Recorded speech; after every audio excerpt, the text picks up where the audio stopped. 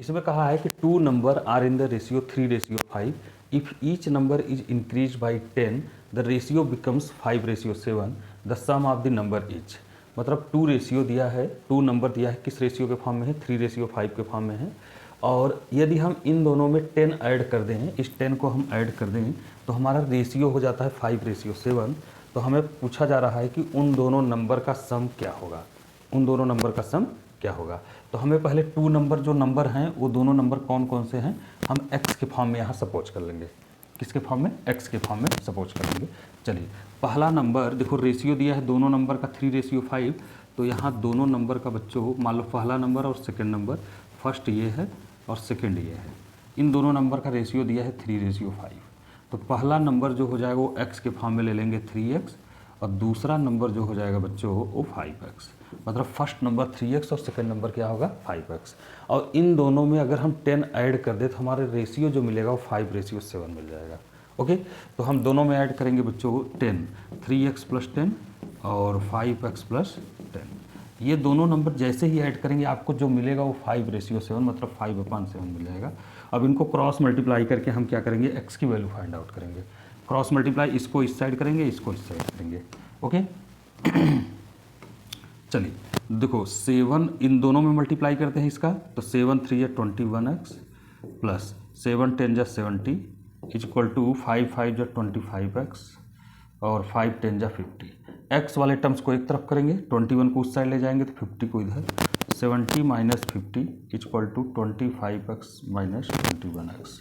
तो यहाँ जाएगा 70 में से अगर 50 निकालेंगे तो 20 बचेगा और 25 में से 24x बचेगा। तो 4 को हम डिवाइड कर देंगे बच्चों, तो आ जाएगा यहाँ पर 20/4 इक्वल टू x। तो 4 5 जा 20, तो x की वैल्यू बच्चों क्या आ जाएगी 5 आ जाएगी, x की वैल्यू 5 आ जाएगी। आई थिंक समझ में आ रहा है। यही x की वैल्यू हम यहाँ रखेंगे, पहला और दूसरा नंबर आ जाएगा। तो पहला नंबर जो आ जाएगा वो कितना आ जाएगा, चलिए देखते हैं।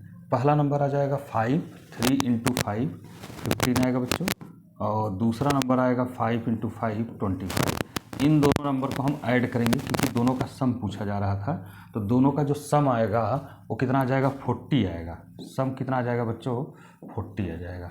ओके, इसको डायरेक्ट भी कर सकते हैं लेकिन ये बेसिक एकदम रूल है, बिल्कुल बेसिक से हमने सॉल्व किए हैं। और 5 5 10 2 1 3 1 4 दोनों का नंबर का जो सम आएगा वो 40 आएगा। आई थिंक समझ में आ रहा है। तो चैनल को सब्सक्राइब करते चलिए बच्चों। चलिए हम नेक्स्ट क्वेश्चन की तरफ चलते हैं। नेक्स्ट क्वेश्चन दिया है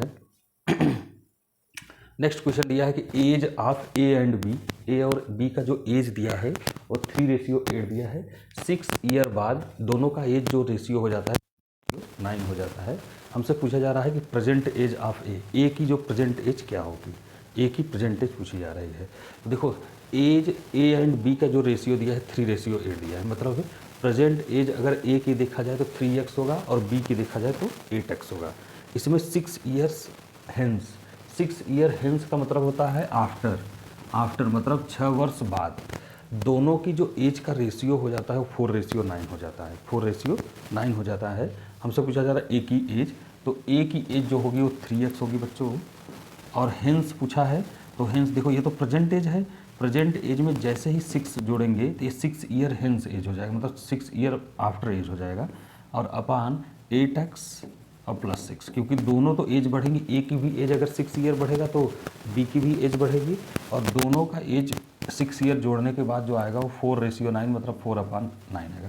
तो यहाँ आप लिख सकते हैं प्रेजेंट एज ऑफ ए और प्रेजेंट एज ऑफ बी। तो प्रेजेंट एज ए आ जाएगा, प्रेजेंट एज ऑफ ए आ जाएगा 3x, और ऐसे ही प्रेजेंट एज ऑफ बी आ जाएगा कितना 5x, कितना आ जाएगा बच्चों 8x, क्योंकि 8x दिया है। इसमें क्रॉस मल्टीप्लाई करेंगे और x की वैल्यू फाइंड आउट करके यहाँ पर हम a की जगह रख देंगे, जहाँ पर x है हमें a की एज आ जाएगी। चलिए रखते हैं, 9 3 जा 27, 27x और प्लस 9 6 जा 54 इज इक्वल टू 4 8 जा 32x और प्लस 4 6 जा 24। ओके, तो ये आ गया आपका 20x के फॉर्म में और विदाउट x के फॉर्म में। तो x वाले फॉर्म को हम एक साइड करेंगे, विदाउट x वाले फॉर्म को एक साइड करेंगे। तो 27 को इस साइड ले जाएंगे, 24 को इस साइड, तो 54 minus 24 equal to 32x minus 27x।